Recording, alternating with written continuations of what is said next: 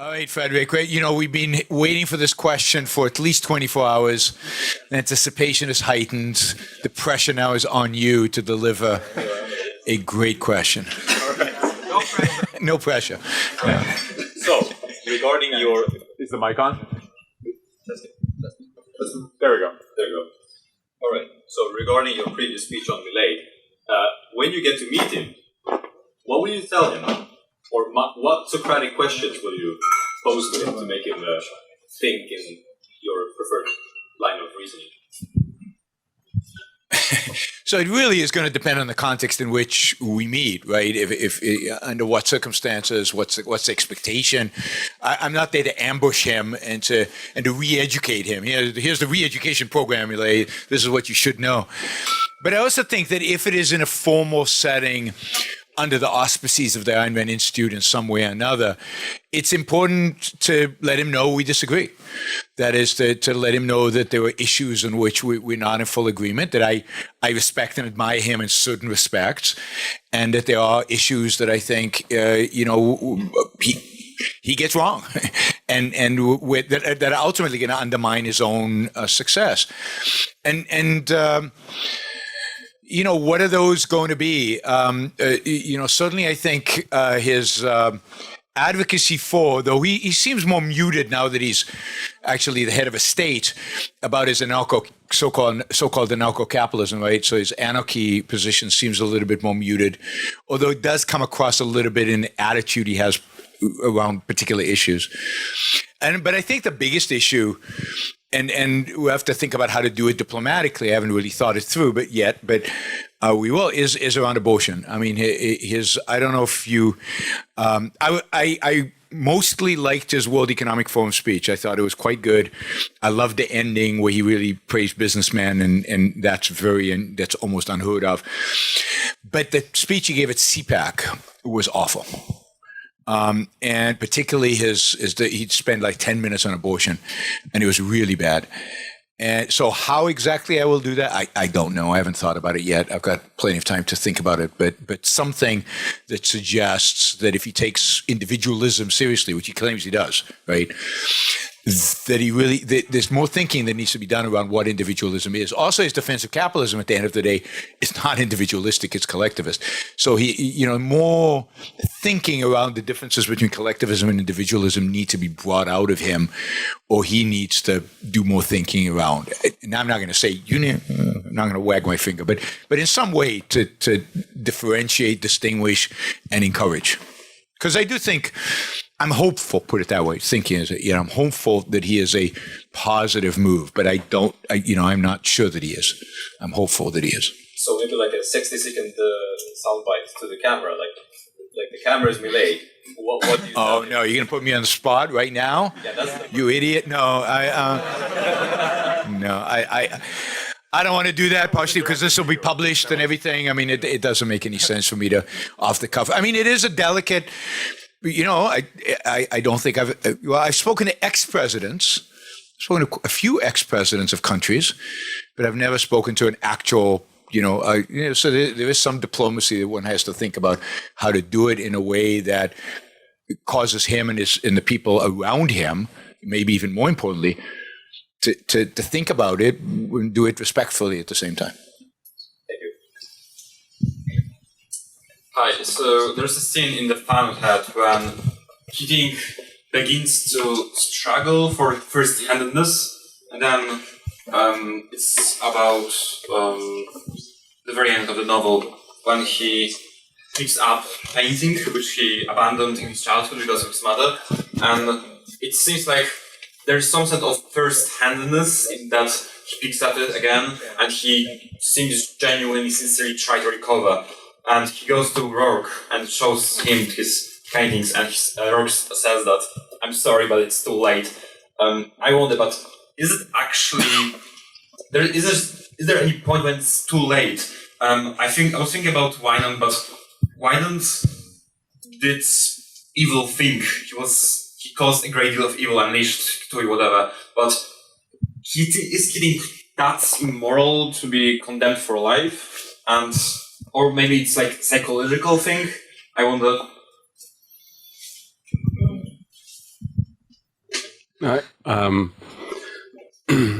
Yeah, so it's not a moral condemnation of Keating. It's Rourke's too late doesn't mean you shouldn't try. And a lot of people bring up this scene. I'm always a little surprised that people bring it up, but I can understand from another perspective. If Eve, so what is Rourke's pronouncement on Keating? I think so we're many years in a career.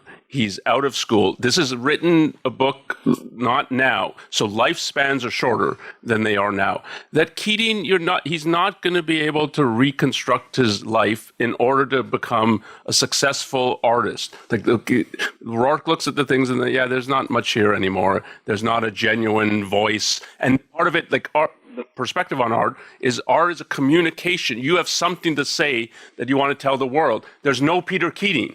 So there's no I that has anything to say.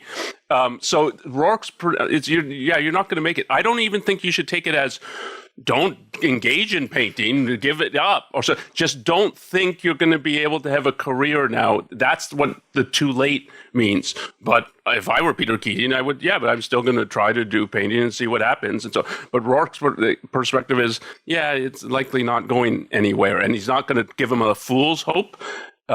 In that regard. So it's very different than Winan. And Winan's pronouncement on himself is, what I did was inexcusable. And you can have that question about Peter Keating. Should Peter Keating have a perspective on his life of, I might be trying to reconstruct it, but has he really faced all the evil that he's done? It's not clear to me that Peter Keating has faced that from what we get in the novel, that he's faced that. And in that way, Winan's more honest than Peter Keating as we see him in the novel. Okay, so it's not moral condemnation of Keating in this regard that he cannot ever be moral like Winan, but rather it's like he spends 50 or so years destroying the ego, and now it would be too difficult to him to reconstruct it to build a career successfully, right? Well, I think it's too late for what? So I think, what you said is too late. He's showing him his paintings. And Rourke says, in regard to him showing the paintings, it's too late, Peter. It's about that career. Now, you as a reader might take that it's too late in a wider context. I don't think Rourke is telling him it's too late to improve yourself. It's too late to try to be better. I don't think that's the right way to read that statement. Though as a reader, you might think, I don't know, for Peter, I think it might be too late for him. But again, I think that's left as an open question. But when it comes to being too late, I think there is an element to it. Is like, where does Peter's motivation for personal change and the real effort that would take to face what he's done, to process that, to think about what would it be like for me to be a better person? What would that look like? What would it take of me? And to have the motivation to do that and the courage to do it. There's a question of whether he has the motivational resources to do that and the energy that it would take, given the kind of person he's built himself into. So it might be wider than that, but I think Rourke's pronouncement is about the paintings. But yeah, I agree with all of that. And remember Rand's view of aesthetics, Rand's view of art, and the complexity of creating great art, the achievement that is the creation of great art, the reflection of self that goes into that, not only the aesthetic skill, but the application of your values. The reality is that is a kind of profession. That is one of the kind of professions that you better start early. Just generally, partially, just the skill set, the learning that skill is going to be very difficult more and more difficult as you get older. So I think it's painting, but I also agree with Onkar. Has Peter really done everything that he needs to do in order to recompense for all the damage he has done? And you're saying, Winan's, more evil.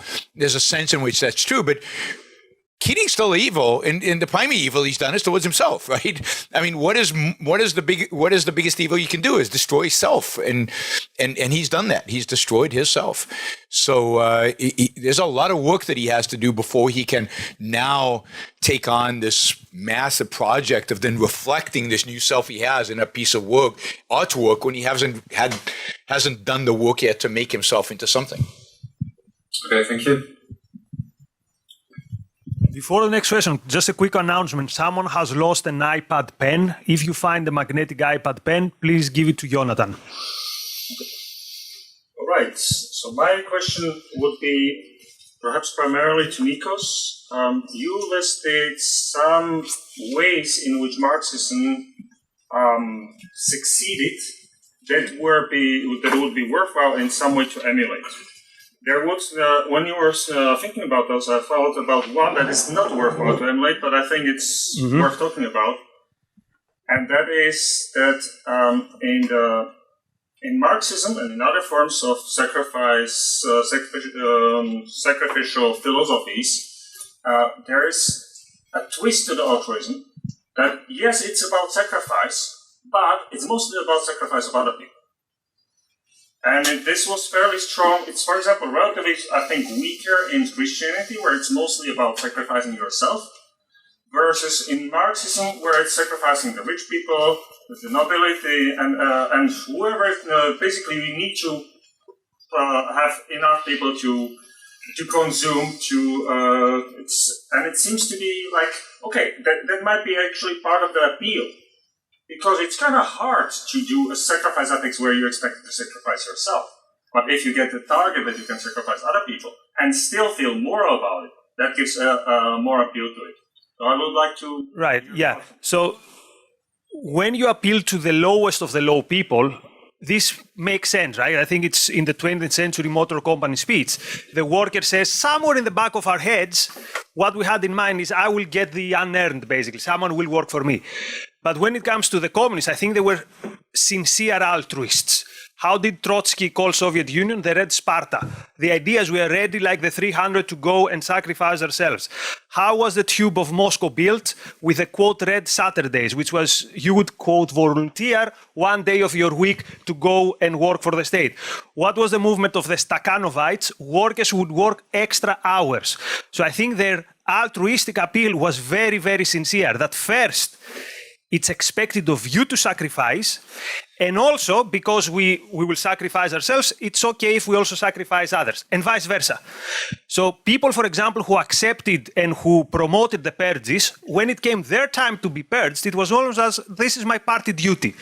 Like I've sent Comrade Zinoviev to the Gulag and to the wall to be executed. Now it's my time. Now it's my turn to be executed. And you see this in all collectivistic movements. Robespierre, when his time comes to go to the guillotine, I'm not an expert in that history, but I recall there's an element of he accepts it. Like, that's why we are here. We are here to die for the cause, for the many.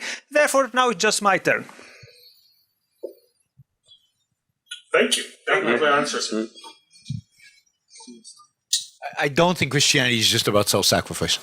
They're very good at sacrificing others. Okay. Very good. Yeah. Particularly if they're non-Christian. It was just a relative impression, it seemed to be. I mean, I always thought that Islam was the one that converted people by the sword until I started reading about Christian history and realized that the Christians invented the idea of converting people by the sword. And they were very ruthless about it. Augustine, indeed, writes a whole thing about war because how do you use the sword and at the same time love your enemy and turn the other cheek? So he has to write, in a sense, to justify the use of the sword for the purpose of converting them to Christianity, which is a greater thing. And they get, ask Charlemagne how good they get at that. I mean, they get very, very good at it, at killing. And torture. Yeah. I have a question about unions. About what? About unions. In a mixed economy, unions strike me as special interest groups. I honestly can't really see how they're an improvement over guilds. I'm wondering, in a laissez-faire society, what role unions would have that are worth preserving, or do unions actually have a beneficial capacity to offer a society? I mean, I think they do, but we'd have to see in a true free market if they evolve and whether they can survive. particularly workers where it's more difficult to differentiate them based on productivity, and where there is some value in what they call collective bargaining, but in grouping together workers and in a joint way negotiating for terms and conditions. So I put it this way: I wouldn't rule it out. It's not obvious that it's needed, particularly as we become more technologically advanced and where individual productivity is easier to measure, and the relationship between productivity and wages becomes closer because it's easier to measure. It strikes me that unions would slowly fade over time, which is kind of what's happened in the United States. They faded as the economy's gotten richer and more technologically advanced. Thank you. When I was arguing with a friend, we came to the view that free will and causality were at odds, that one meant that the other couldn't be true. How do I address this view, and where does this view come from? So where the view comes from, it has a long history of, there's an equation of causality with determinism. So the moment you introduce causality, it's what causality means is one antecedent factor leads to the next, causes the next, which causes the next, which causes the next, which is, so you have a chain that's inexorable, no deviation possible. So the idea of free will then is, like, wouldn't that mean that things aren't? Well, it's all determined by antecedent factors. And if that question gets translated, well, doesn't that mean that there's no causality or no causality in this instant? That's the translation that happens in someone's mind if you equate causality with determinism. But as I say, there's a long equation of that. This is, of the many failures of the Enlightenment, this is one. So they and in the end, the Christians are to blame. So like when we say we really don't like Christianity, Christianity comes on the scene to destroy ancient Greek civilization. That's its reason for being. I mean, that's what really animated it. And it's a destructive aim. And part of what happens then in the Enlightenment is they view Aristotle through a Christian lens because the Christians, because they couldn't stamp out Aristotle, wanted to co-opt him and say, well, he's really one of our own, where he's not. If you understand the essence of Aristotle, it's anti-Christianity. But they want, so we can't beat him, so let's make him join us. You can think of it like that. And so what happened with the Enlightenment thinkers is, if we're rebelling against Christianity, we're rebelling against all of it, which includes Aristotle. So their only conception of causality was a modern conception that you can think comes from Galileo and some of the early scientists in the Renaissance, which in effect said causality is one antecedent factor causes another. So it's a temporal notion. The Aristotelian account of causality is not temporal in its essence. It's that the nature of an entity is what causes its actions, but its actions are the action of an entity. The action is simultaneous with the existence of an entity. It's not temporal. And Objectivism's view of causality in a broad sense is Aristotelian, or Aristotelian is against the modern Enlightenment view. And the result is it doesn't think of causality as temporal, as one thing after another. And if you don't think of that, then you can't equate causality and determinism. So you ask, like, what do you tell your friend? This is a complicated issue. Like, there's no sound bite. Oh, that now I've won the argument. Or it's how to think about causality, how to think about free will, how to integrate the two. But it's true that you cannot integrate them if your view of causality is its antecedent factor causes something in the future, and it causes something. So if it's essentially temporal, you can't fit free will into and then what happens is, and this is what has happened. So free will must be a mystical, religious thing because it's not causal. It's exempt from causality, like miracles. So it's like a miracle. And I mean, the religious view is God injects a miracle into us. And so, yeah, we're capable of the miraculous when we choose. But that's not at all objectivism's view, but it's because it's rejecting the account of causality that is the modern account, in effect. Okay, thank you. Hello, thank you, Moscow, for such interesting meeting. My question is about, what's your opinion? Why many intellectuals don't like capitalism? Why they are mostly social democrat or shadow Marxist? I am happy if you answer this question. Yeah, I mean, I think that there are many reasons, right? So capitalism essentially is a system that both incentivizes rewards and is based on the assumption of people behaving in their own self-interest. So it is, think about the profit motive. The profit motive is I'm trying to make money for myself. And that is incompatible with an altruistic ethic. So intellectuals have abandoned capitalism because capitalism is inconsistent with their view of morality. So that is one. But you can also see the same thing, say something about epistemology. I mean, capitalism is a system that requires a rigorous adherence to reality. It requires reason. It requires thinking. It requires, thinking in a particular way. Again, adhering to reality.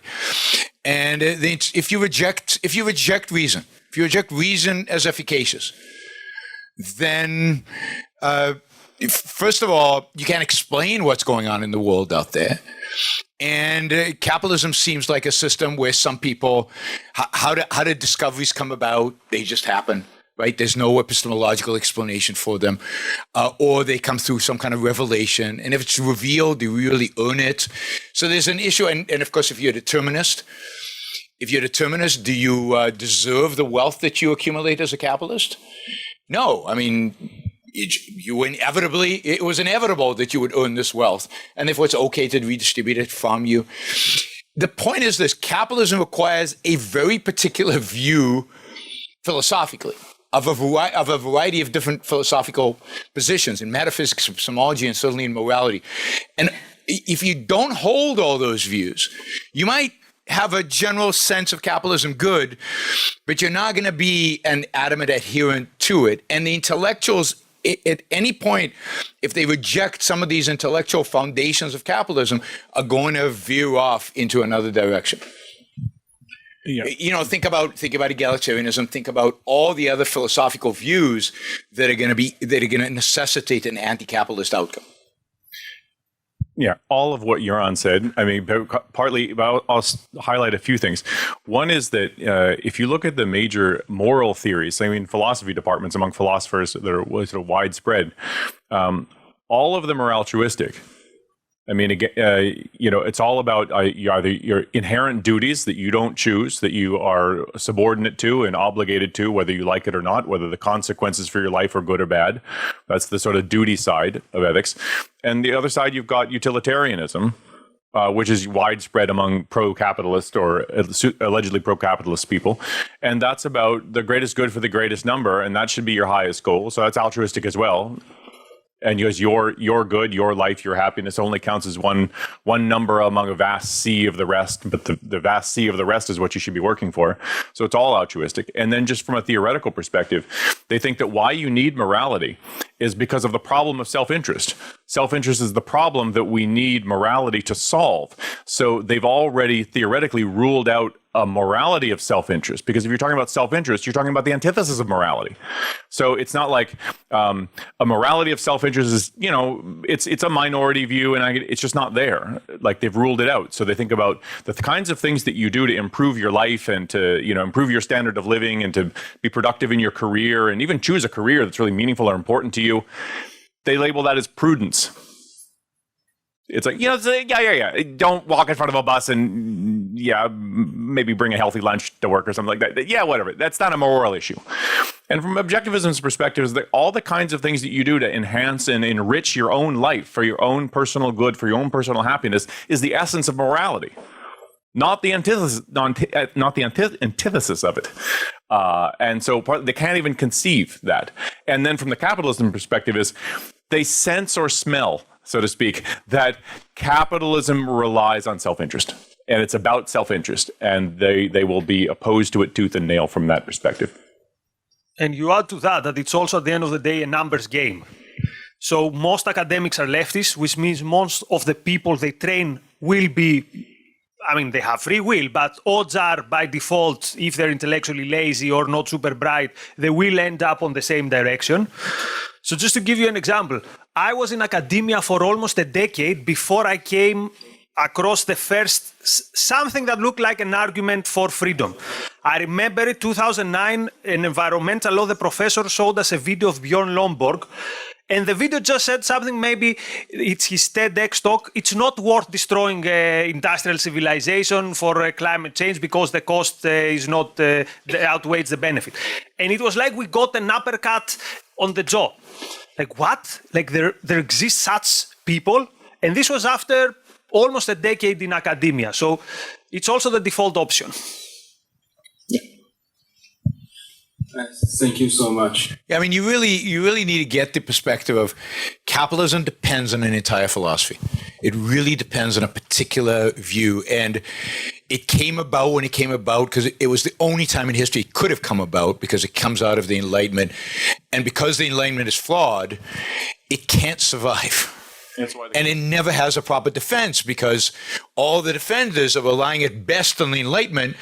And then, of course, they abandon the Enlightenment because the Enlightenment has the flaws, and now they don't have a defense. So they have to do it utilitarian, or and it just falls flat on its face from that point on. So until Ayn Rand, there really isn't a philosophical defense of capitalism. And all these intellectuals are philosophically dependent on things that are inconsistent with it.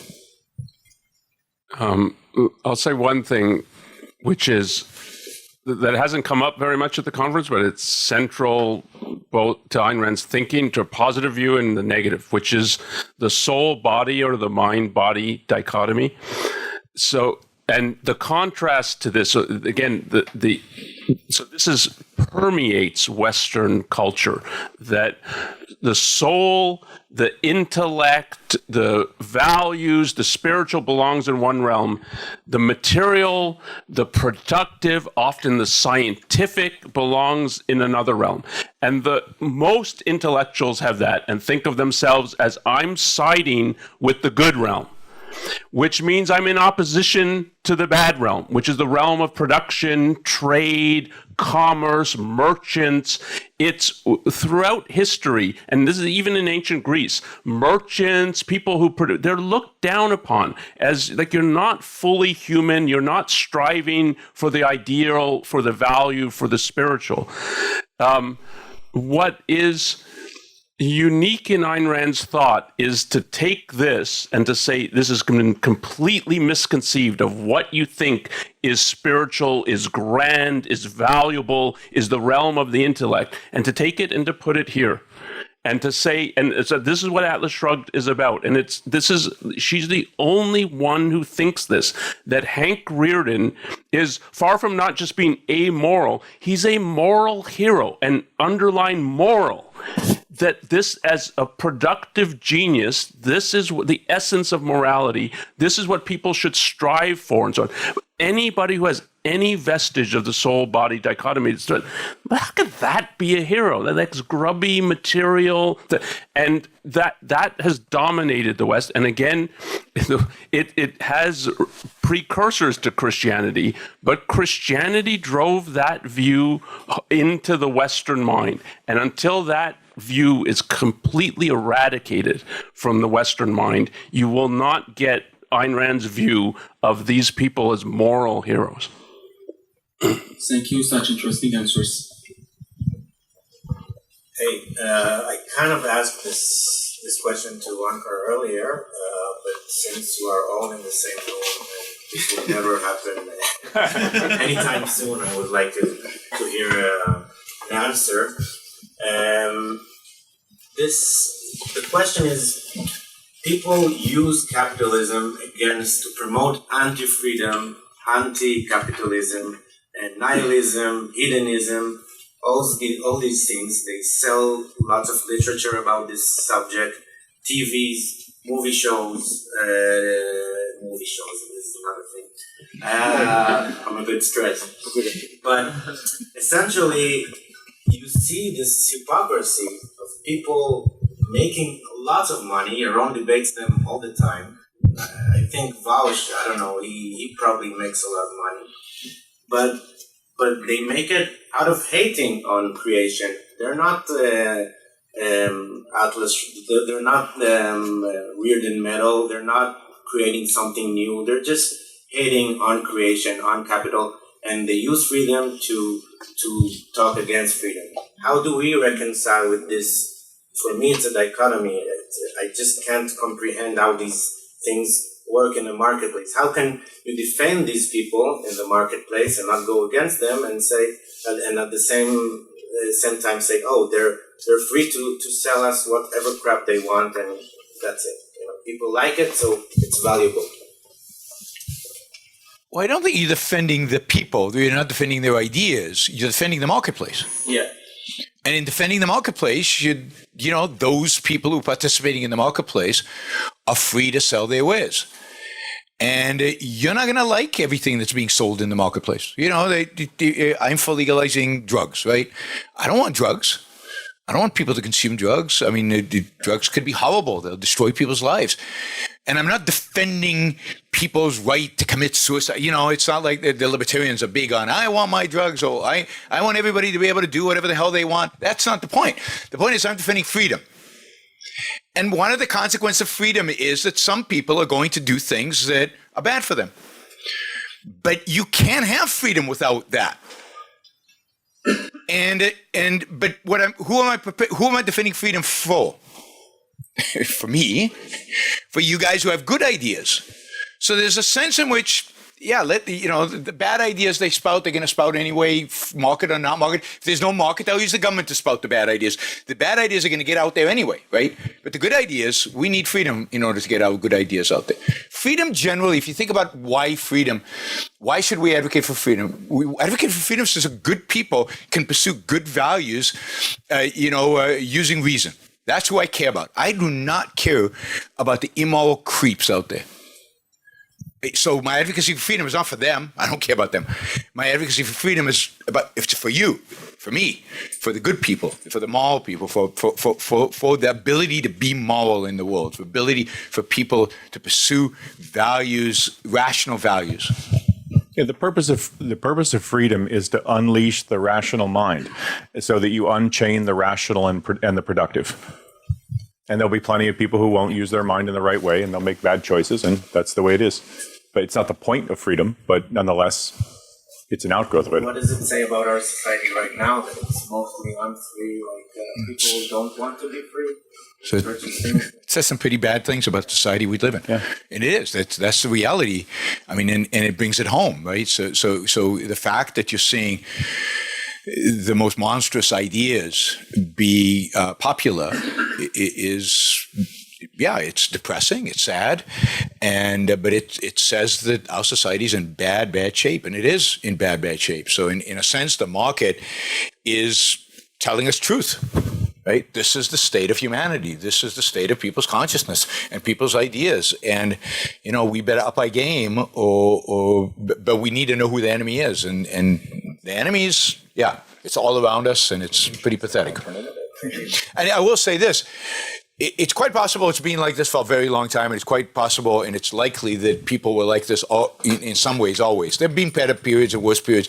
And maybe one of the reasons we think it's so bad today, much worse, is because of social media, right? Because it's in our face, right? Before, if somebody said stupid things, they said it to their friends and you never saw it. Now everybody sees it and it's amplified, and you mainly see the bad stuff.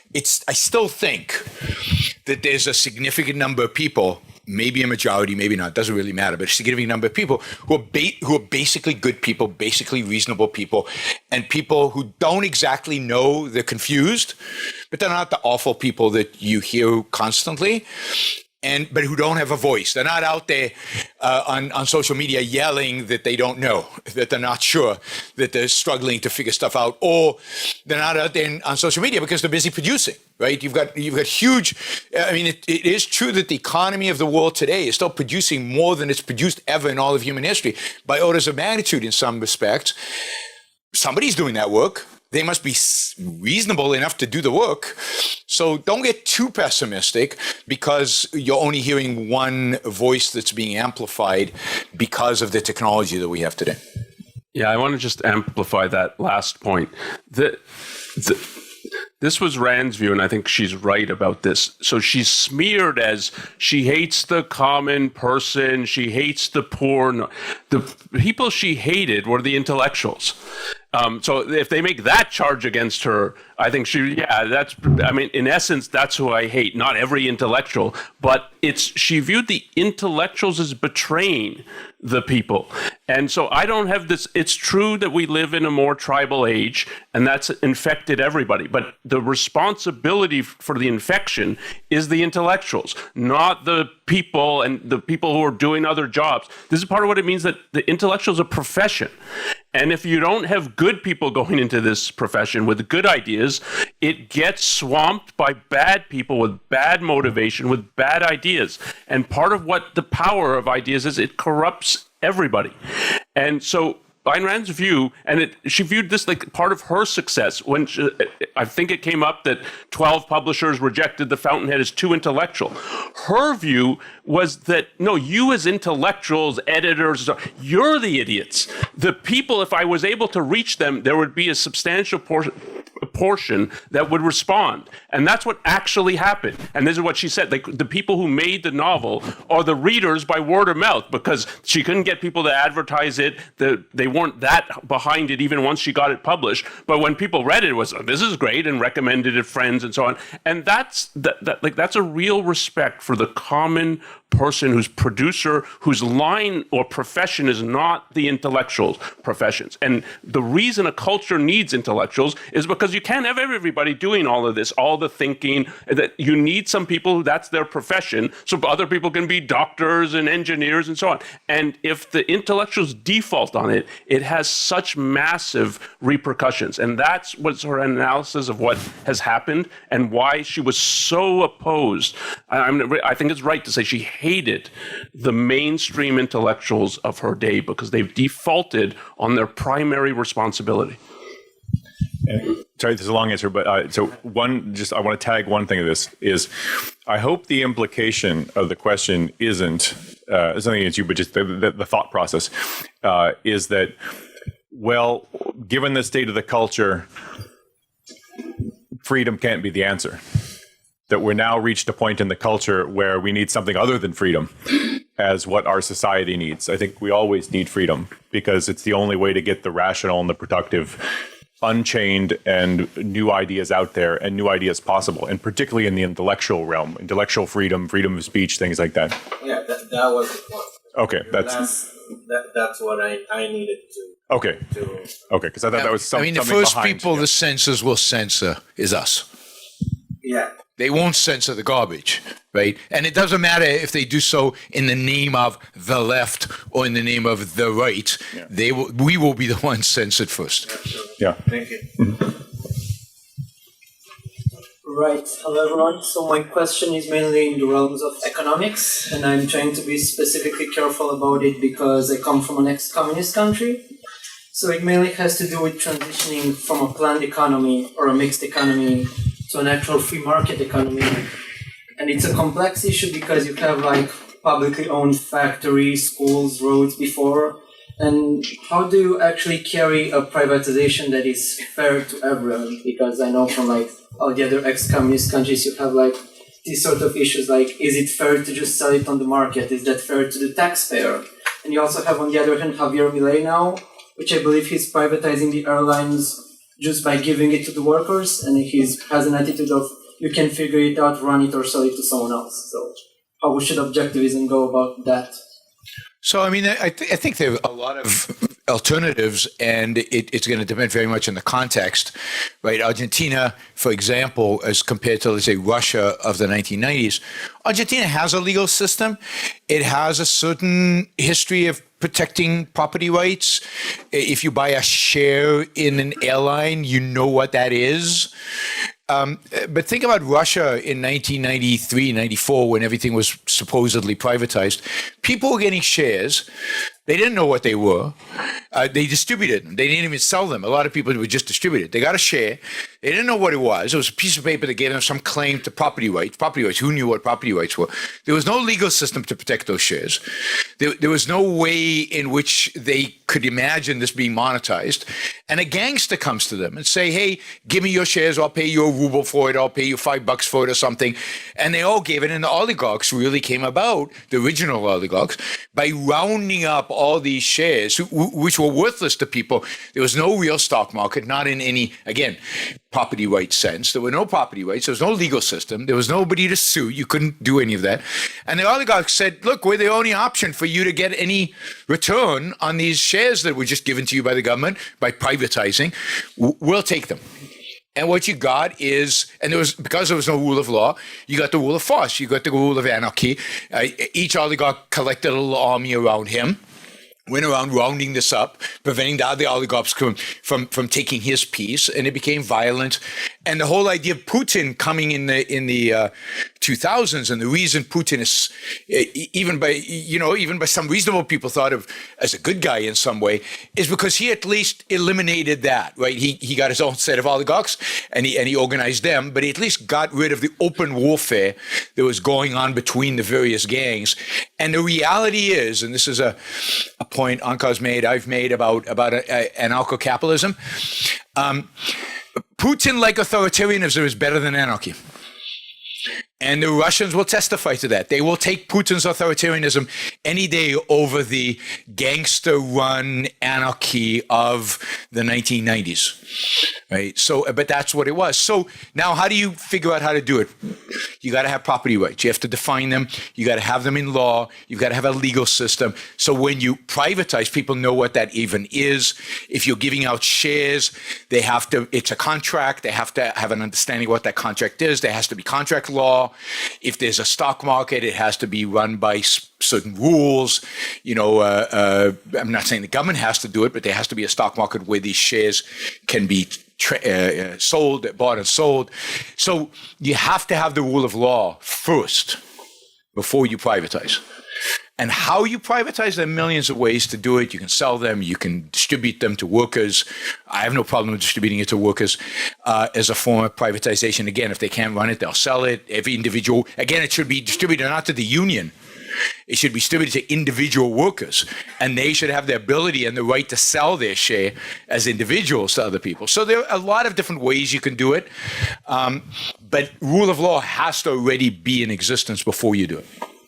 And would it be a proper rule of law to have the individuals that got somewhat rich during the mixed economy or planned economy regime have their rights to buy shares limited because they got rich through political pull before and not actually through market mechanism? Because I feel that also gets tricky to define. I think it's very tricky to define, did you get rich in a mixed economy because of the cronyism or because you really produced, because you really innovated? So I would say no, anybody, if you're going to sell it, anybody should be able to bid.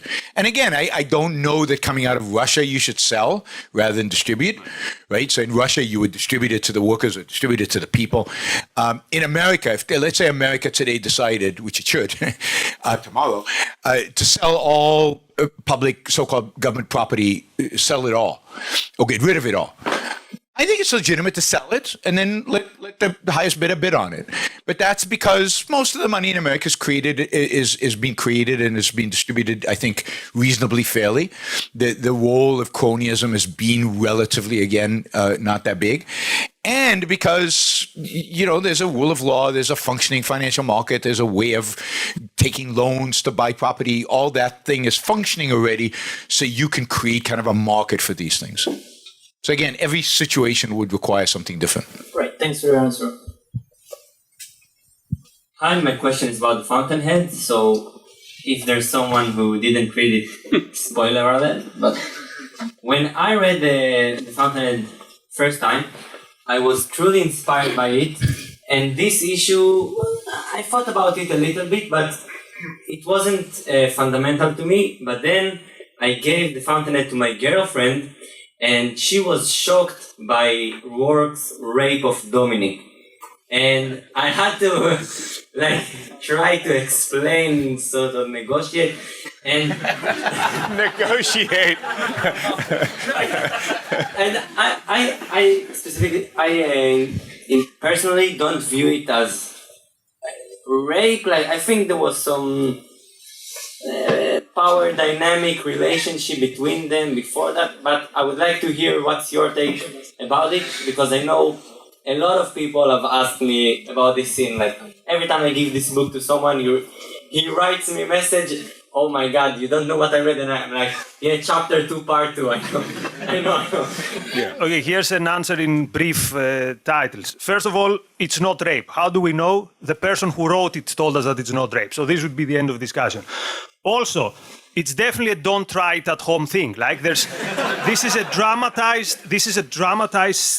a whole of dramatized context behind it, right?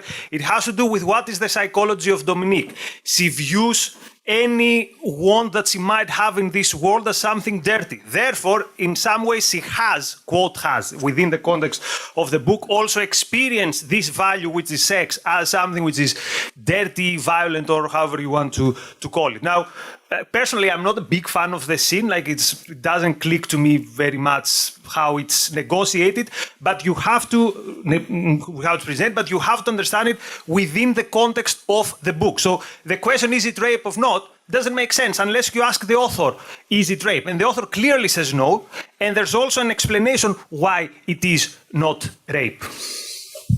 Yeah, the understanding of it in the context of the novel, I think, I always took it to be quite clear. First of all, this is a work of fiction, and like you said, you have to understand it in the context of the novel, in the context of the novelist's presentation of the psychology of the various characters involved. And I think that's essential, that this isn't a naturalistic work or a guidebook on family relationships. But you have to understand it is that, and it's in part symbolic. She was asked by that. She was asked in a Q&A, and she's also written a letter from a fan or something like that. She's like, oh, absolutely, of course it's not rape. She's like, that would be a horrific violation of the woman's rights. It's certainly not rape. And she said, but it's clear from the novel that this was something Dominique was inviting and that she wanted. So here's the confusion. She's not inviting rape. Who invites rape? Like, that sounds like victim blaming or something. She's not inviting rape. She wants to have sex with Rourke. And she's really, she's anticipating him coming over, and then he sends Luigi, whatever, he sends some other guy, and, she's furious. That's not what she wanted. But she's also conflicted.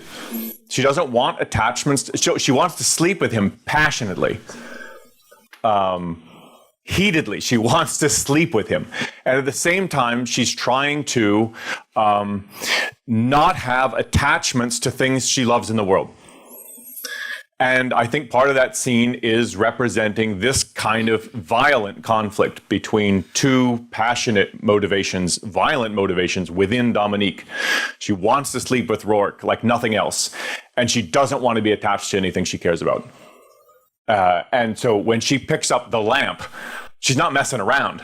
She's throwing the lamp at Rourke's head. It's not because, oh, he's going to rape me. It's a different kind of a conflict. It's more psychological, and you have to understand the character. I'm going to fall in love with him, or I am in love with him, and that's what I don't want. And I don't think she views sex as dirty at all. I think she views sex as wonderful, and that's what she's afraid of. Dominique. Yeah. Dominique, I don't think she views sex as dirty. I mean, Reardon does, but I don't think she does. Reardon in the other novel, but I don't think she does. She is afraid. She doesn't want the sex because she knows that will bring the attachment. That will bring, and she what she's rejecting is values. She wants to, anything she loves, she destroys. She wants to destroy. And now she's going to have to destroy. She's going to have to destroy Rourke, and she does, right? She commits herself then to a life of destroying Rourke, and she doesn't want to be in that position where she loves him and destroys him. She doesn't want to bring that to herself. So she's torn, as Aaron says. She wants to have sex with him. There's no question about that. But she, on the other hand, doesn't want.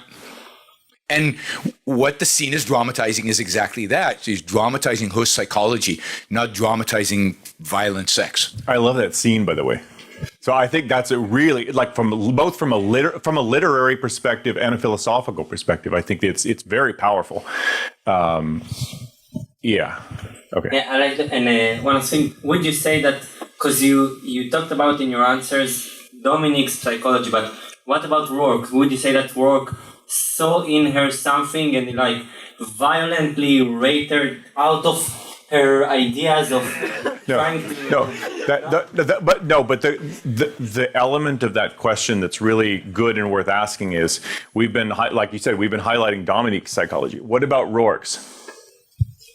You get more of a window, I think, in the scene and the lead up to the scene about Dominique's psychology, but what about his? And Rand's perspective is that he understood that about her. And she says this explicitly, that he understood that that's how she wanted it. And anything less, and that any sign of, hey, is this okay? I mean, can I put my hand here or something, like, would have killed completely what Dominique would have wanted. And it would have, yeah. And he gives her a chance to back out, right? He sends, what's his name, instead of him. He gives her a chance to back out of it. So he's not throwing himself at her, but when she assists, and he wants her, and he knows he wants her, and she's a value to him, then and it also projects Rand's view of sex. I mean, Rand has a very positive view of sex. It's not like sex has to be this thing that you have to date 20 times and a whole process before it happens. She wants it, he wants it. They have good reason to want it. They recognize implicitly the values that each represents for each other. That's enough. And it's literature. If you're on a date and your girlfriend is throwing a lamp at your head, I would take that as a no. Okay, thank you.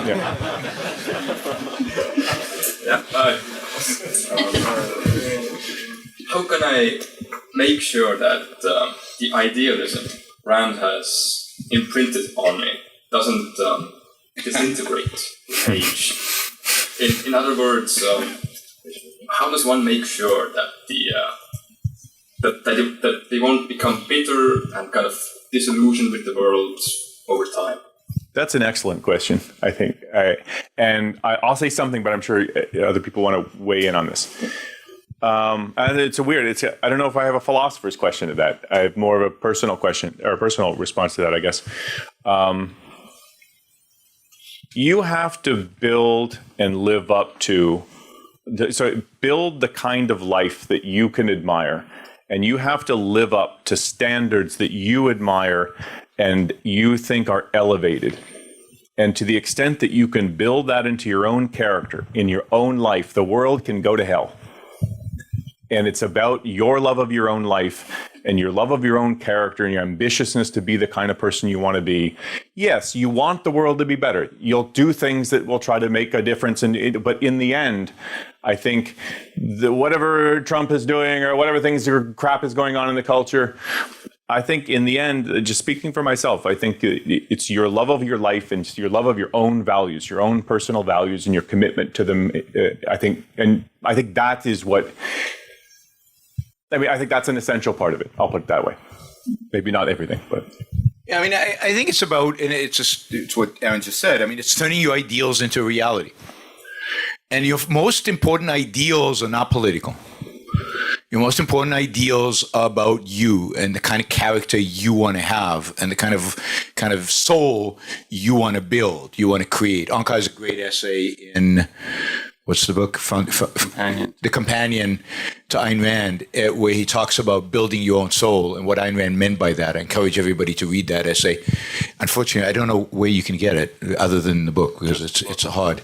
But it's a great essay, and Rand has this view of you build your soul, you create who you are.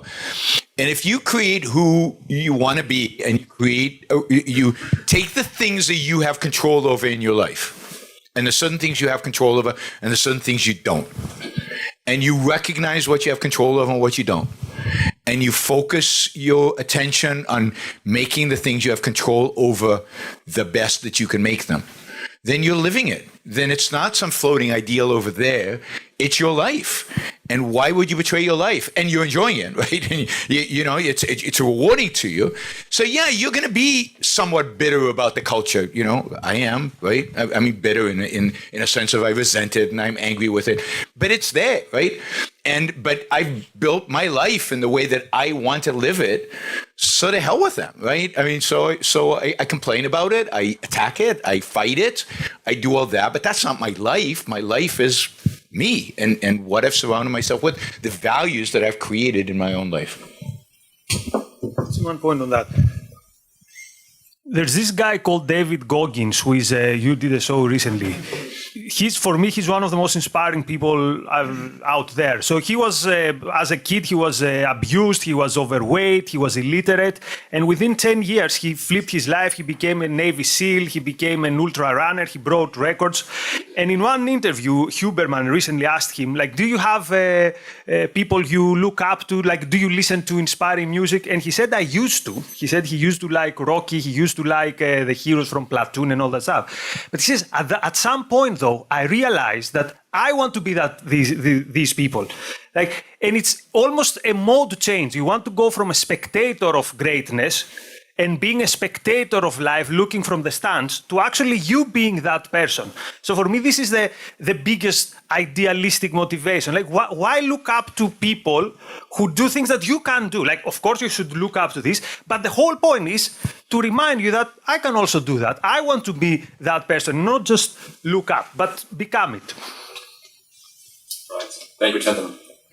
I'm offended by the way you didn't invite me to that episode. I've been recommended his books. I'm supposed to know what you're reading?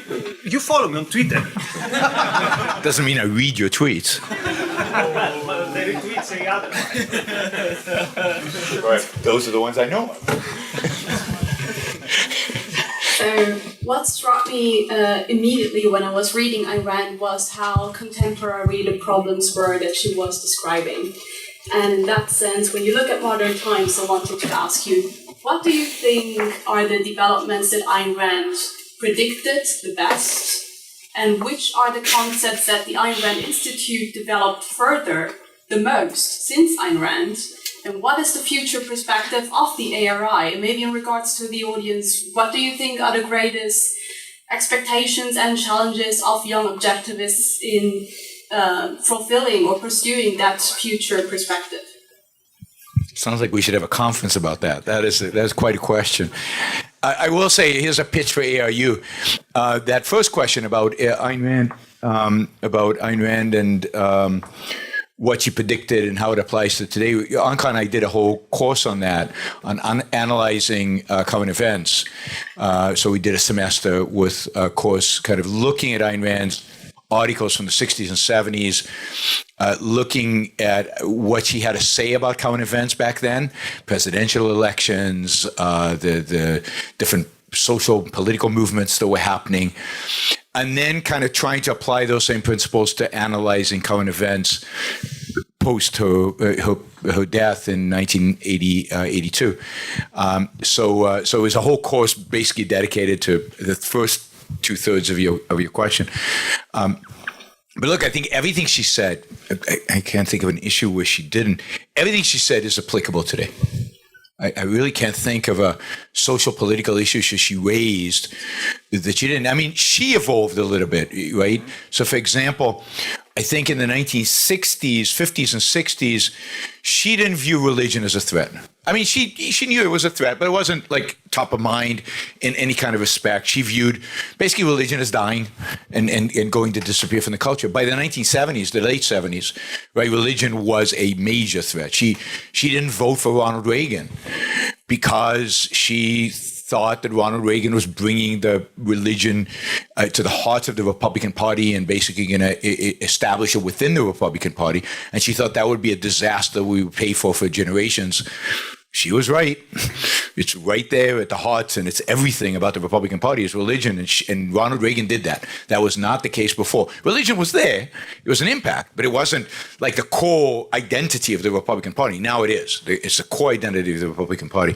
So to a large extent, she predicted, if you think about the environmentalist movement, and you read her essays about the anti-industrial revolution and the New Left, she calls them ecologists, but completely, and she gets their motivation, and their motivation has not changed, and they've just become more nasty. But it's essentially the same. And essay after essay, you see her analyzing what's going on there and predicting into the future. And I think she gets it right. I'd say issues that we've developed beyond that as applicable to things maybe she didn't encounter directly. But again, it's off of the work that she did. Maybe the one that for me personally was 9/11, right? The response to 9/11. That basically Onkar and myself and some others at the Institute, but mostly the two of us, developed a response, and Leonard Peikoff, of course. I mean, Leonard was there. But, we all developed a response to 9/11 that I think was I think she would have supported 100%. But there's nothing in her writing that explicitly addresses it, the idea of just war theory, or the evil of just war theory, or the criticism of neoconservatism, or the criticism of Bush. And it was very controversial within Objectivism. There were clearly people within Objectivism who disagreed, who didn't like it, who thought we were wrong, that we were too anti-Bush, just like there are many, many people today who think we're anti-Trump, too anti-Trump. So I think certainly a response to 9/11 was part of that. Response to the financial crisis, maybe to some extent. The response to the whole issue of inequality, again, completely consistent. Very much taking what she wrote about egalitarianism and about altruism and applying it to Piketty and all the nonsense that have come over the last 10, 15 years out of kind of the inequality debate. Oh, and you wanted something about the future? Onkar can do that. I'm old. I do the past. He does the future. The future of what? The future of ARI? Yes, the future perspective for the ARI and maybe some major challenges and expectations. Well, the future is largely educational right now. It's ARU, it's expanding ARU, both getting more students, more faculty, more courses. And in the vein of what I was talking about at the start of the conference, that we need more objectivists, but part of what that means is knowledgeable objectivists who understand living the philosophy and then will speak positively about it because they can speak from firsthand experience of its positive impact on their life. That's part of what ARU will help create, hopefully. And then there's a special focus within ARU of, if we're getting potential intellectuals or people interested, is to become a professional intellectual, to give them real training of the kind that what we think it means to be a knowledgeable and effective objectivist intellectual. So that's the major focus of what we're trying to build now. And in terms of challenges, well, that's the goals, and they all have challenges. To find students. So we have a whole kind of early program of trying to get people first aware that Ayn Rand exists, because the educational system still is not very open about her existence, let alone giving them any real idea about what she thinks. And so getting the novels into the young people's hands, and then trying to nurture that if they have some interest. If they go talk to their teachers or whatever, they're not going to get, either they will get nothing, or sometimes worse than nothing from their teachers about, well, what does Ayn Rand think, and what should I explore? So there's that whole process that's difficult to do, but we have a whole focus on that. And then getting intellectuals, that training is difficult, and then thinking of trying to help them place so that they can actually work as professional intellectuals. That's a real challenge that we're thinking of. We have in the past, but it's a challenge. So we're thinking of new ways of doing that as well. So that's some of what the focus is. I don't know if you want. And to the guy who said, I'm going to ask the question to all of you, because where am I going to find all of you together? We are together every single week in ARU in different combinations of two, but we are there every week, so you can find us there. Yeah, and I'll say a couple things. One about the future and one about ARI. So we have a free books for students program where we give like tens of thousands of books, free books to students. They go to a URL, they click, they buy something, they get it immediately through Google Books on their Kindle or whatever it is. And so that's a way in which we can reach out to people and kind of avoid the kind of roadblocks that kids would normally find, partly because they just can't afford the book, so they don't know of their existence, or they don't know of their content. We also have an essay contest, and we're actually expanding the essay contest. So this is a way in which, again, tens of thousands of American students are actually reading in their schools, like things like Anthem or The Fountainhead, because their teacher assigned it, because they got a free book package. You wouldn't really how strapped for money the teachers are in public schools. They don't have money. They don't have a budget. They go to used bookstores to try to find any old stuff that they can assign for class because they don't have a budget. And part of what our donors do is enable us with the money to send book packages of books. And now we've made it even cheaper and more cost effective by giving them sort of going directly to the students, and they get just download a book like that, and they've got the book, and the teachers will assign the book and they'll read it in class. They'll discuss it. I've done many high school talks for people there. I mean, they're 15. I even talked to some 12-year-olds, which is weird, but they're 15, 16, 17. This is a transformative time in your life. You're trying to figure out who you are, what you're going to stand for, and how to navigate life. And I've talked to many students like that. So it's another thing that ARI has been doing. We have, like you said, as the ARU, we have our own intellectual training program where people can come take courses. And we have even advanced programs for people who are pretty advanced in it, and they're taking like personal development programs. And Yaron's teaching a course in public speaking, kind of oral communication, and so on. We have a lot of that. Also, for people who are in the ARU, often what we do is we're able to connect them with other intellectuals who are in academia, in the field, like psychology, for example. We have certain objectivist psychologists that are in academia, and we'll often pair them up.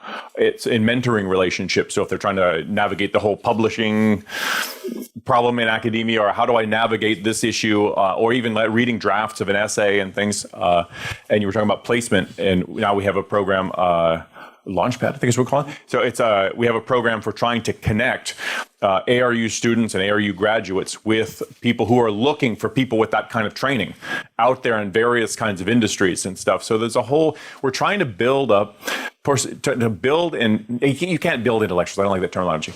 You're trying to assist and speed up the development, accelerate the development of new objectivist intellectuals, and to be able to get them to be in a place in the culture where they can make an impact. And this is largely what we do. We educate so people can then go educate, so that people then educate, so that you can gradually make a change in the culture. And part of it is, what do we think about the future?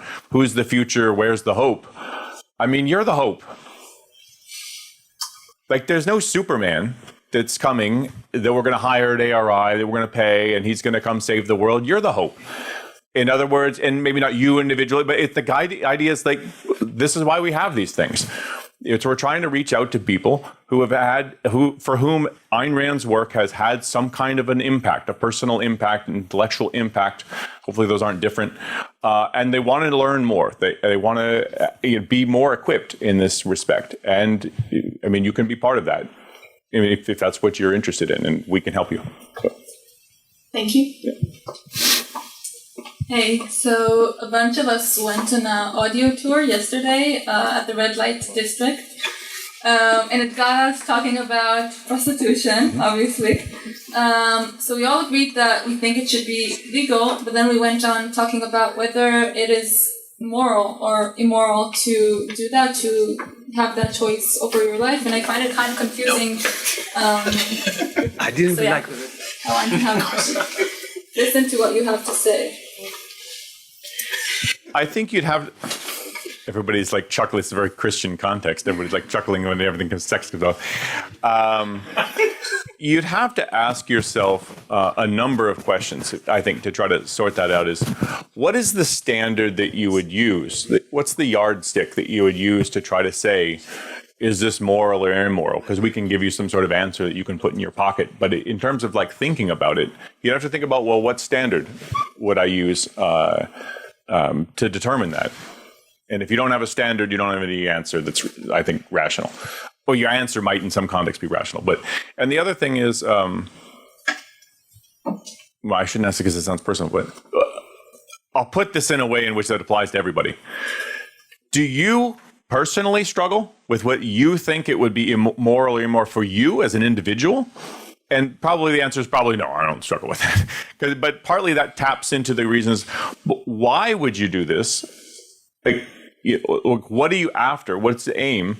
What do you think of yourself? What do you think about the act of sex? And what are you after? Like, does this advance your life? Does it hinder it? Does it take away something important in your life, something meaningful, something valuable? Or does it add to that and enhance it? And you'd have to come to a conclusion about that. Like, is this an action or a career, if you want to call it that, a profession that advances my life and my happiness or not? Is it one that's consistent with a kind of an attitude toward my life and my body and my values that is the kind that brings happiness, self-esteem, fulfillment? Or is it the kind of action or career or profession that cuts against that or makes it impossible or undermines it? And you'd have to have some view about that. I'm not going to tell you what that view is, but I think you'd have to have a view about that, just methodologically. I'm curious what your view is now. Well, no, if you ask me, no, I think it absolutely would cut against any kind of self-esteem. I think because it treats, I can't imagine, you can't answer I think it's hard to answer the question without bringing in one's own personal psychology. I can't imagine offering one's own body to any, I was going to say comer, but to any taker, any paying customer, to just open up oneself in that way. I find sex is, I think, a very personal, very intimate thing that reveals something important about oneself. And I think if one treats it as, yeah, I know you're going to pay me, whatever, I think it both exemplifies a very low self-esteem and serves to solidify that. But you'd have to, that's a longer conversation, I would think. But do you think someone could rationally get to the conclusion that, yeah, it is a value and it is moral for themselves? Could it be a rational decision? For the professional or the customer? The professional.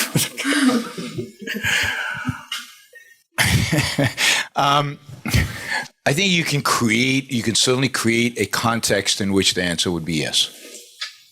It would have to be a unusual context, I think. It wouldn't be a normal profession that you would choose. I think not long term. I think if you were in like a dictatorship and you had to sell yourself to get enough money to get out of there, I could imagine somebody thinking, yeah, that makes sense in this course, as opposed to I'm just going to die here. But as a life, as a career path, I don't think so. But this is what happens in We the Living. Yeah. And I think there's no question that Ayn Rand views Kira as fully moral, and that it's good that what she did, it's part of the value that she places on Leo. So and I don't think that's a fictional story, but it's not like that kind of thing did not happen and hasn't happened regularly through history. So if that's the kind of situation. Or women who find themselves in history in situations where they just can't survive, and this is the only way in which they can survive. Mm-hmm. You could imagine a lot of scenarios where that would fit, and certainly We the Living is one of them. This idea that and I know people who hate We the Living because of this, right? This idea that once you have that kind of sex, you're somehow morally stained for life. That is a very Christian, a particular type of Christian, very bizarre view. But the other side of that view is not, well, sex is just something you have with anybody whenever you have, and sell it, not sell it, doesn't really matter. We're indifferent to it. Those two are false. They're false alternatives. There is an alternative where sex is taken very seriously, and that's why you don't want to be promiscuous, and that's why you wouldn't want to sell sex. But where there are circumstances where you can imagine that happening, and they're not crazy circumstances. They're not completely insane, unrelated to reality. And again, there are a lot of people with low self-esteem, and this is not going to get them there, but it might be a way in which they can get over a tough period. I'm thinking of refugees who are here, who find it almost impossible to find jobs, all kinds of ways in which they, bridge towards having a more decent life. I don't think these things are irreversible. Again, we're not Christians. Yeah, and the other thing is, if it's one thing to walk down the street in Amsterdam, there's a red light, so that's kind of cool. It's not you doing it. So if you read accounts of people who remember your first time selling yourself as a prostitute, you read some accounts of what it was like at the first time. Often they just cry all day. Like, it was not something they were like, yeah, it's kind of cool, it felt good. I don't think that's the perspective in general, but I'm not a prostitute, so I don't know. Thank you. She hasn't asked about the customers. Oh, that's right. That's another question. Yeah, that's for next conference. Hello, I would like to ask Yaron, in one of your shows, you said that the original leftists were the Christians. Can you expand about it? What you meant by that? I think it was in Hebrew. You have to answer it. I have to remember what I said in every show and the ones in Hebrew. That's tough. No. And include Nikos. I think the point I was making was, again, I'm reading a lot about the history of Christianity and finding it fascinating and really, really interesting. And one of the things you discover is that this idea of communism, this idea of poverty, or an idea of egalitarianism, of equal outcome, of each from each according to his ability to each according to his needs, is not a Marxist invention. It's a Christian invention. Now, it might even precede Christianity. I don't know. There might be origins even before. There are all kinds of sects, even in pre-Christianity, but certainly it's part of Christianity. And from the beginning, the Catholic Church is fighting this. Because the Catholic Church wants wealth, the bishops want power, and part of that power they want the benefits of wealth. So Christianity has this long history of destroying the communes that are created around them. And they kill them. They slaughter them. There's an example in I think around Germany. There's a whole thing in southern France. There's a whole sect in southern France where there's a long war and they kill thousands of people. And they're Christians. They're not Christians. They're Christians. What's that? The Cathars. The Cathars. Thank you. The Cathars. And they're Christians, but they're Christians who are taking this communist idea seriously, whereas the Catholic Church doesn't want to take it seriously. And of course, think about monk life. The monks don't own any property. There's no individuality among the monks. The monks all dress the same. They look the same. They pray at the same time. They do the same thing. They're not allowed to be individuals in many respects. And there's no private property. There's no idea of private property. So if you mean by leftist kind of communism, the idea of communal living and communal property sharing and no private property and all of that, yeah, I mean, it's fascinating that almost every century, the Catholic Church has to deal with some sect somewhere trying to live a consistent Christian life. And the Catholic Church doesn't want that and destroys them. Okay. Yeah, I want to say something related, but not. It's not because if you're thinking of left as a political classification, there's other ways to view Christianity than just as a political movement. And if you're thinking philosophically, there's a way in which the Christians were the first nihilists. And one can think, well, no, they're not nihilists because they're saying there's a God and we're about heaven and you're going to get there and so on. But when you read Christian thinkers and you read the animus they have against reason, logic, math, the Greek philosophy, learning, and that you talk about all these libraries being burnt, that's nihilism. That is, we're out to destroy what is good because we recognize in some sense that it's good. And in Western history, in terms of things. It's part of why Christianity, what the result was going backwards. It was they were out to stamp out things that were good because they recognized that they were good. It wasn't you can do that. It's not going to get you into heaven. And so with the energy that they had in stamping this out, there's for a lot of them, the religion was a way to dress up the nihilism. And that, this is part, if you don't see that in Christianity, you don't understand what Christianity was, and you don't understand, therefore, what its impact was on the Western history and the Western mind. I thought, I remember from Peikoff that he said that Kant was the first nihilist. He's the first open nihilist. It's not nihilism as a psychology. That the hatred, in Ayn Rand's terms, hatred of the good for being the good. It's not like Kant created this, and it's certainly not Ayn Rand's view that Kant created that. He gives it a philosophical expression that it's never had before, and that there is something different about Kant and Christianity. He doesn't even feel the need to dress up the hatred. He doesn't, God, yeah, there might be, but that's not what's significant about being moral. You should be moral for the sake of morality. If you're doing it for some other reason, that's suspicious. And so there's a way in which it's much more naked, but that's not the same as saying it comes into existence for the first time. And it's really important to know that Christianity shuts down science, math, any examination of the outside world. They accept everything the Greeks have done and everything. Ptolemy is the last great astronomer. They accept all that, and that's it. No new knowledge. And if you read Paul's letter, even before Ptolemy, right? Paul is writing, and he rejects knowledge. He's rejecting discovery. He's explicitly rejecting knowledge. And it's now all faith. And Paul is the most influential of the Christian founders, if you will. Unless this is going to be a one-word answer, this will be the last question. Juno? I have a question on aesthetics. So Nikos mentioned that the communists and Marxists have very successful aesthetics. And in my observation, so do a lot of nationalist movements, thinking, the Third Reich in Japan. So what makes it so? Is it more that there are good values good for the thinker's life that is behind these aesthetics? Like, for example, when Rand mentions heroism in the works of Hugo, or is it more that people with bad values like cynicism and nihilism appreciate aesthetics that reflect those values?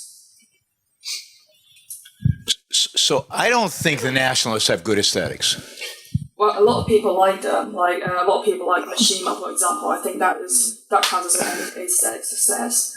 I mean, if you look at Nazi art, if you look at communist art for the most part, I mean, what Nikos was describing, most of the art, with the exception of Eisenstein, most of the art was done in the West and wasn't done under communism. It was done in the name of communism, but not under communism. Under communism, I mean, Shostakovich was... Shostakovich, not communist. He was not a communist. I mean, he was trying to get away... Writing under orders. Yes, I know. He's writing under orders, and it's difficult to evaluate to his music in terms of what he's trying to say exactly, but some of it you could interpret as trying to undermine the orders that he's getting. But if you look at the social realism of the Nazis and the communism, it's grotesque, it's stupid. It inspires a shallow, certain duty-oriented mentality, and that's all it does. But look, there's one force in human history that has understood the power of art and exploited aesthetics better than any other. And that's the one we've been talking about all weekend. That is Christianity. The Catholic popes got it, and they milked it, and they understood it, and they destroyed the lives of some artists in getting what they wanted. Michelangelo, I think, being the primary. He lived a long life, incredibly unhappy, unfortunately, but given the tortured nature, and forced to do art that he didn't really want to do, constantly. And you see it. Right? If you see Michelangelo's David and Pietà, and then you see his later work, what a tortured soul he becomes. What a heroic, clean, beautiful soul he has at the beginning. And how tortured does he become? It's still beautiful art. It's still magnificent, but it's tortured. So the church does an amazing job, right? They hire the best musicians to write masses and requiems, and they bring the best painters and the best sculptors, and they do it, and they know, and they are, and it truly is great arts. And I think what they don't realize is because it's great art, it ultimately undermines their argument. Because it's great art, it's ultimately individualistic. It's ultimately portraying a sharp, comprehensive world out there. You look at Michelangelo, even in his tortured state or in the Sistine Chapel. Wow, what a world that is! What beautiful figures! Man as an individual, they all have characters. They all have expressions. So, because the art is great, it actually undermines the authoritarian cause. So David doesn't help the Christian church. The Sistine Chapel is not helping them ultimately, and neither does the music ultimately. Good art, really good art, actually will liberate the human spirit. It inspires people. It inspires them to be the best that they can be, and as such, anti-authoritarian. Yeah, and I don't know the art of Japan and that, but in like Russian music, though, I mean, you take somebody like Shostakovich or somebody like Prokofiev. I mean, many of the great Russian composers simply left as soon as the revolution took. Like Shostakovich left, Rachmaninoff left, Prokofiev left. Prokofiev came back because he thought it would be better for his career, because people in the United States thought, atonalism, the move toward that was the next hot thing. And Prokofiev was quite radical in some respects. His thing is a blasé, he's a past guy. So he thought it would be cool. And as Shostakovich said, he landed like a chicken in soup. And all the dictates about socialist realism, and the artists, that you either had the cronies, who all they would do is just try to conform to whatever was coming out of the state propaganda. And you have some opera about the workers, and it's all nonsense. It's all like the sameness, just a boring sameness, because real great art doesn't function by conformity to state dictates, and you get conformity and ugliness. And Prokofiev sadly died, I think, 2 months or something before Stalin died. Unfortunately, he didn't get to enjoy that. But the other thing is, I think if you think specifically about art, if you think about sculpture, I think there's something better. So it presents, whether it's the worker or whatever, but they're forward-looking, they're moving forward. There's something heroic about a perspective of man. At least that's what the attempt is. And I think some of that can be like, you don't see, this is what the thing is, you look around in the sculpture, you don't see man so much. Man being presented as moving forward, moving upward. There's some, and I think they would do that in their sculpture, at least in the Soviet Union, but. Right. But the sculpture is purely materialistic. There's no spirit. There's no individuality. Yeah. And it's purely but we're impoverished to see man, and I think that by contrast, that it looks like something kind of cool. It looks human, at least. It's not a gobble of whatever garbage. Yeah. So I think the question I was asking is not what makes them good, but what makes them so popular as to being, for example, like a gateway drug to Marxism and to communism. And I think the example I'm thinking about is a lot of comedy these days. I think like the last comedy that is genuinely perceived as funny and promotes the correct value, promotes the good values is, I don't know, Life of Brian by Monty Python or something.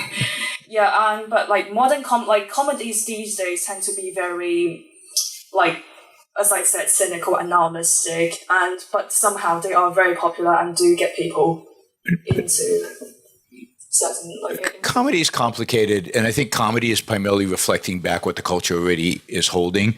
I don't think it's so much a shaping the culture. There is an element of shaping the culture, and you could certainly say that people reading Victor Hugo maybe in the 19th century were impacted by the plight of the poor that he is projecting, and were maybe moved to be more socialist, something like that. But I don't think that